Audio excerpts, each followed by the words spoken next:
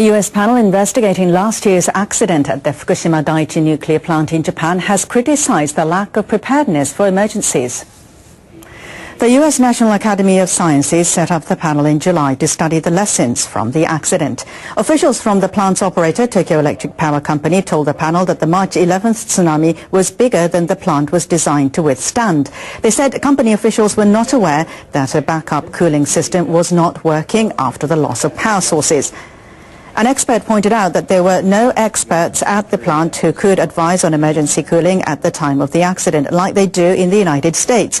A representative from an organization of nuclear plant operators criticized safety standards in Japan.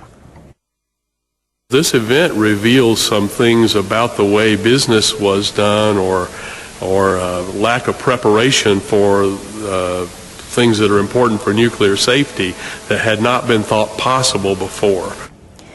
The United States introduced new measures at nuclear plants after the September 11th attacks in 2001. It became mandatory for plants to have contingency manuals and additional backup power systems. Japan has decided to offer $6 million in total to the U.S. and Canadian governments to help dispose of debris from the tsunami that hit northeastern Japan on March 11th last year. About 1.5 million tons of wreckage is believed to have been washed into the Pacific Ocean after the tsunami, and some of it has already reached the Pacific coast of North America. It's estimated that more marine debris will wash ashore the coastline of U.S. and Canadian states such as Alaska and Washington starting from October. The Japanese government had been considering ways to cover a share of the costs of disposal as a way to return the support the U.S. and Canada provided for victims of last year's disaster in Japan. But there are no international rules stipulating how countries should share the costs of disposing of marine debris whose origins are difficult to identify.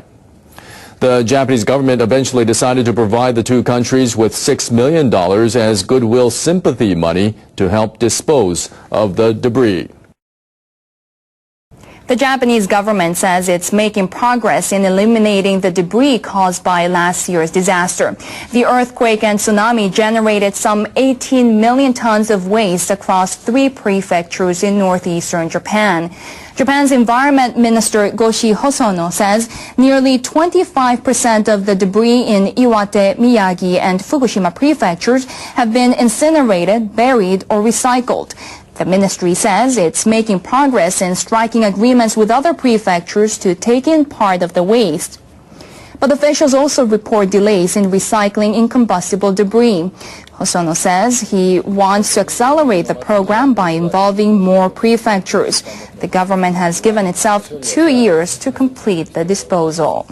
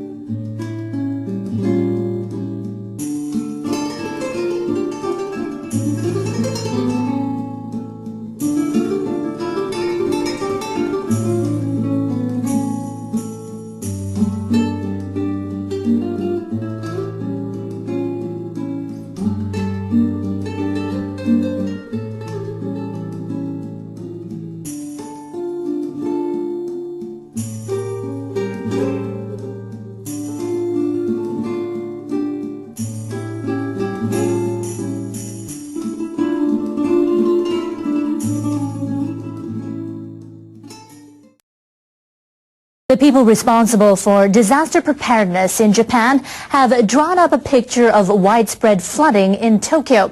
Their scenario shows floodwaters washing down residential streets and through business districts. The Government Council agreed on a set of guidelines on how to prepare and react. The Council of Cabinet Ministers and disaster prevention officials drew up the recommendations. They call on central and local governments to coordinate efforts to deal with the damage. They estimate residential, commercial and business districts would be flooded if the banks of the Arakawa River in northern Tokyo were to collapse.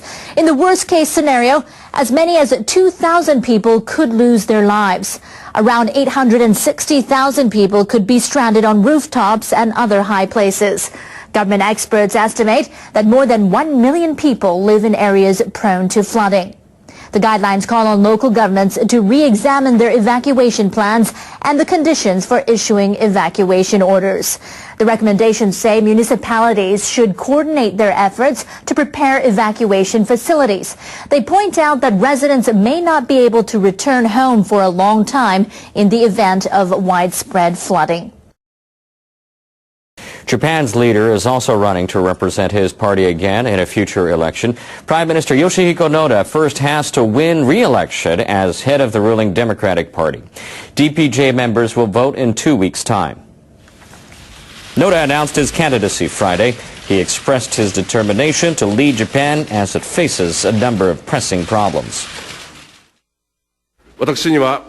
There are tasks that have yet to be finished and cannot be left as they stand.